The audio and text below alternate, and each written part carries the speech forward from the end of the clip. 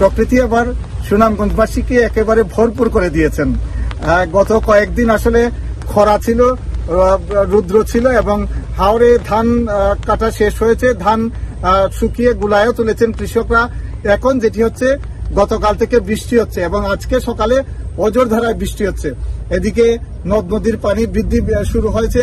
আসামের মেঘালয়ে চেরাপুঞ্জিতেও বৃষ্টি হচ্ছে। পানি উন্নয়ন বোর্ডের পক্ষ থেকে সকালে যেটি সকাল 9টায় যেটি পানির মাপ নেওয়া হয়েছে, সেটি তারা জানিয়েছেন যে সকাল 9টায় দেখা গেছে সুরমা নদীর সুনামগঞ্জ পয়েন্টে পানি 9 সেন্টিমিটার বেড়েছে এবং এই পানি বৃদ্ধি অব্যাহত থাকবে বলে জানিয়েছে পানি উন্নয়ন বোর্ড। একই সঙ্গে যেটি হয়েছে যে সুনামগঞ্জের জীববৈচিত্র্য এবং মাছ রক্ষার জন্য গতকাল থেকে হাওড়ে পানি ঢুকানো শুরু হয়েছে। গতকাল ধর্মপাশার চন্দ্রসোনার তাল হাওড়ে পানি ঢুকানো হয়েছে সুইচ গেটের কম্পার্টমেন্টাল খুলে। আজকে একই উপজেলার সুনামরল হাওড়ে পানি ঢুকানো হবে। এভাবে একটির পর একটি হাওড়ে পানি ঢুকানো হবে। হাওড়ের প্রকৃতি এবং হাওড়ের যে জীববৈচিত্র্য সেটি রক্ষা করার জন্য আসলে পানি ঢুকানো জরুরি।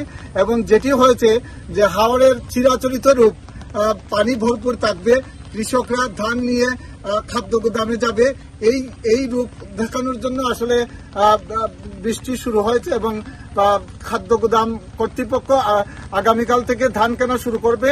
এবং কৃষি অফিস যেটি বলেছে যে তারা সবকটি উপজেলার কৃষকদের তালিকা তারা খাদ্য গুদামে পৌঁছে দিয়েছেন। কাল থেকে শুরু হবে ধান কেনা।